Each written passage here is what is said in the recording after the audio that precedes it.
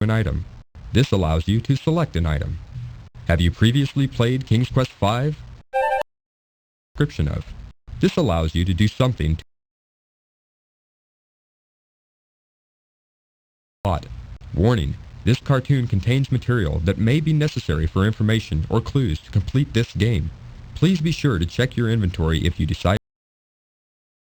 Tree limb at the edge of a gloomy forest. Impatiently, Cedric watches Graham from the gnome's roof. Not being much of a honey eater, Cedric shows little interest in the beehive.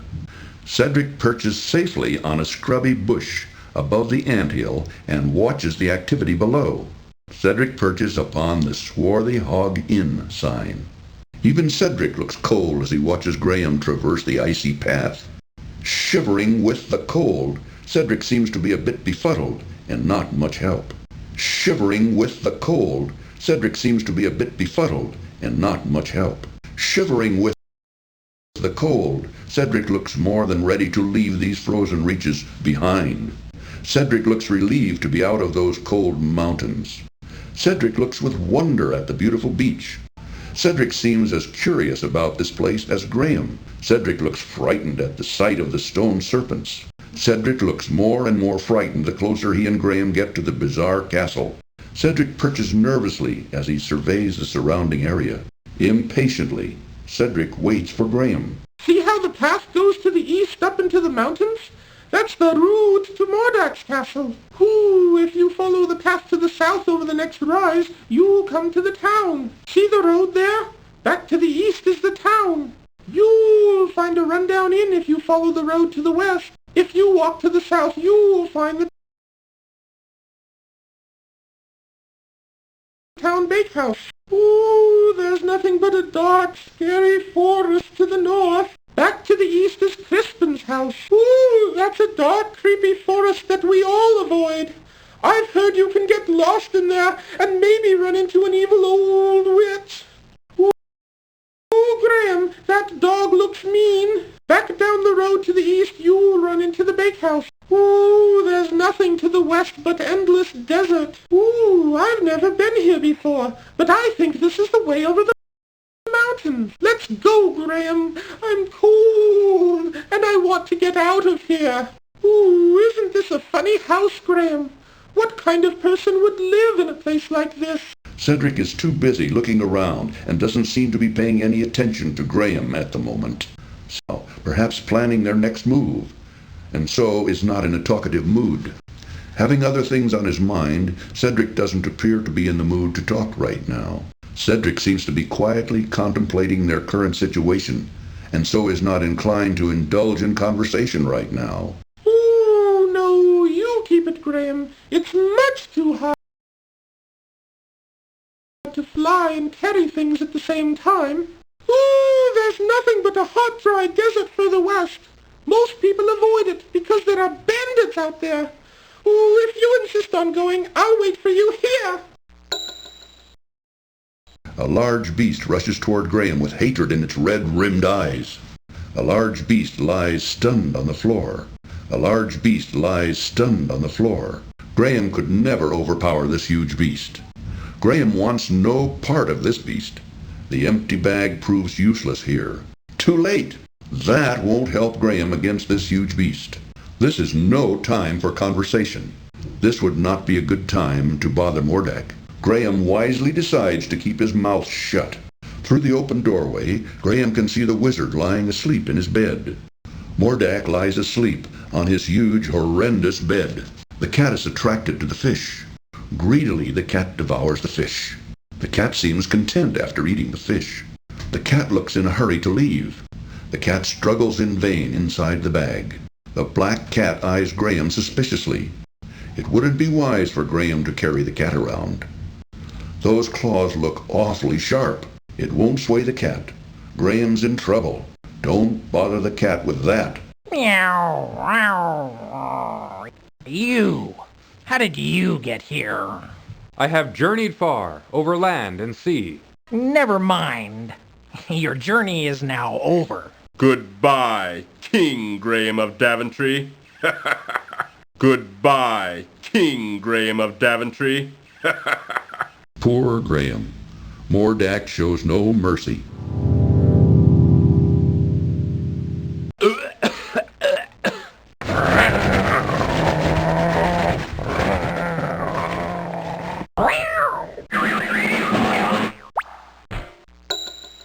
Graham can see a small, moldy piece of cheese just inside the mouse hole. Graham finds that his hand is too large to reach very far into the small mouse hole. Graham can't reach into the mouse hole far enough to retrieve the piece of cheese. Graham can almost reach the piece of cheese inside the mouse hole, but finds his hand too large to reach very far. There, got it. The fishhook did the trick in retrieving the piece of cheese from the mouse hole. Green mold covers the small piece of cheese.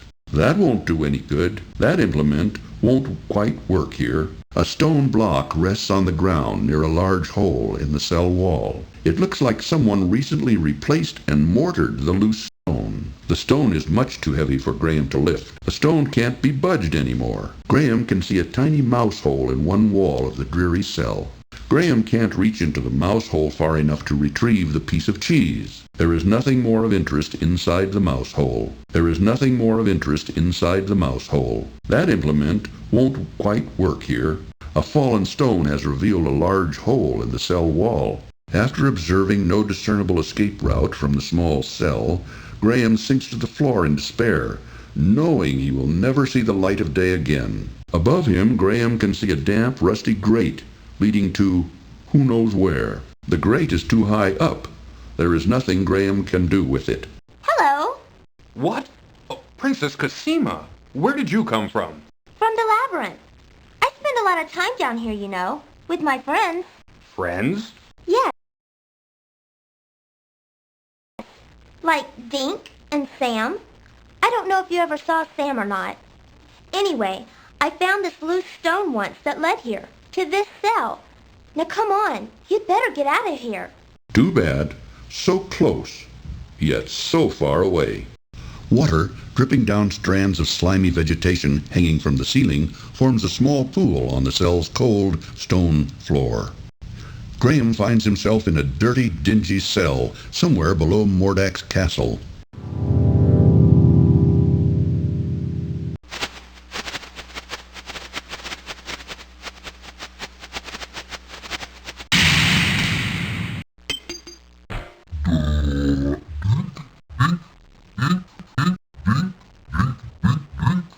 Graham tries to open the wooden door, but to no avail, as it's securely locked.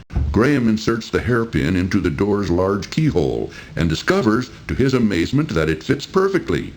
Turning it ever so gently, he soon hears a soft click, and the door is unlocked. Graham reaches down and grabs the hairpin off the labyrinth floor. A grotesque creature scurries along the stone walls of the labyrinth. Graham can't catch the creature, and wouldn't want to. High above him, Graham sees the hole by which he entered these confusing underground tunnels. The hole is much too high for Graham to ever reach. He'll have to find another way out. Graham sees the hole through which he exited the dungeon cell. There is a wooden door here. Perhaps it will lead into the castle. The key won't fit this lock. The door is already unlocked. That won't work with the labyrinth door. A huge beast, sporting a fluffy topknot bound in a crude hairpin on top of his head, skulks in one dark corner of the labyrinth. Graham should watch his step around this ugly beast. It makes no impression on the huge beast. Graham sees the beast's hairpin lying on the stone floor of the labyrinth. Graham looks around in terrified confusion as he finds himself in a labyrinth somewhere underneath Mordak's castle. Shouldn't play around with Dink, Graham.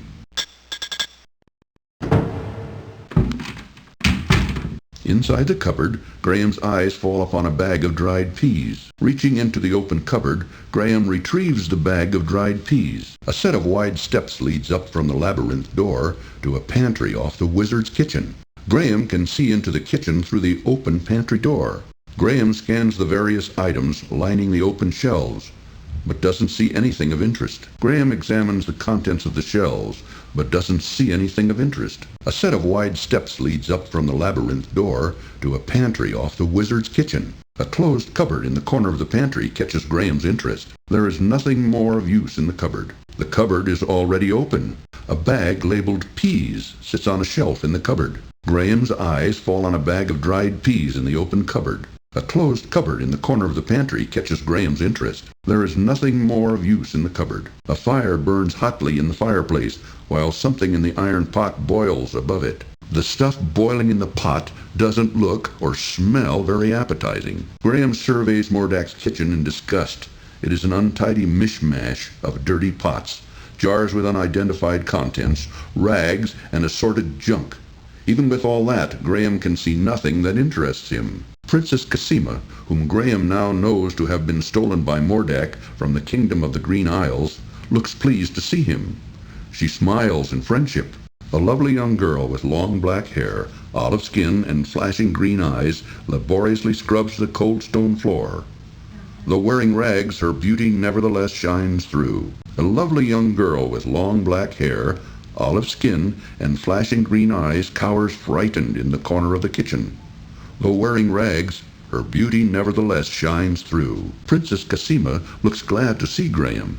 Perhaps she feels he can help to get her off of this horrible island. The young girl endlessly scrubs the hard floor. She doesn't pay any attention.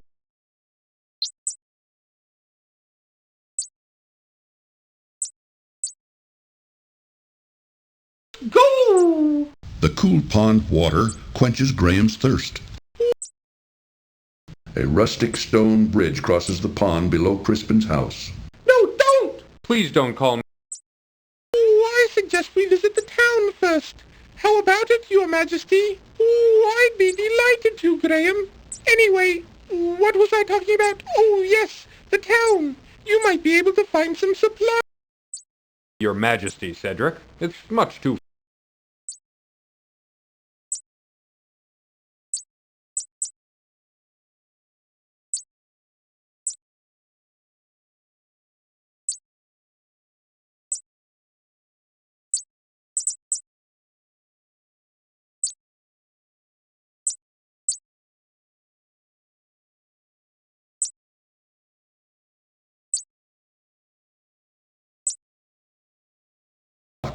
Thick pane windows adorn the small house. It is difficult to see through them. Ness and Cedric. The sullen man doesn't appear to be.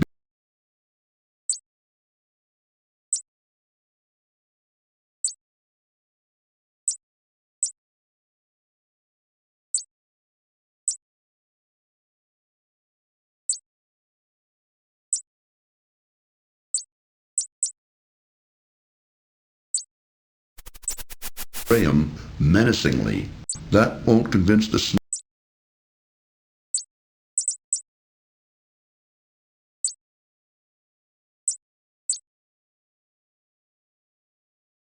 I wish to offer you our help, if perchance you may ever need it. Thank you very much, King. To the east, Graham can see the outline of a great mountain range.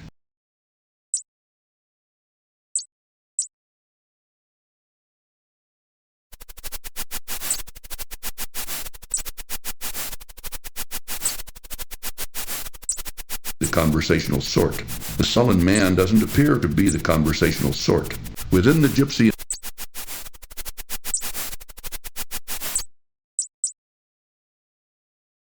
encampment, Graham notices a tall, burly man who keeps a suspicious eye on him. The cow doesn't have anything to say. Her mouth is too full of cud. Cedric waits for Graham just outside.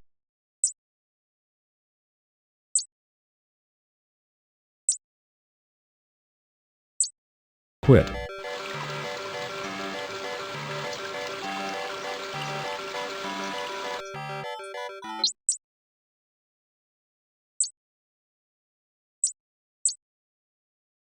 Quit.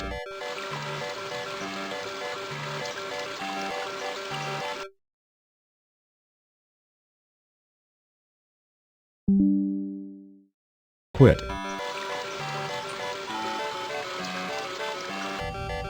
Do you really want to?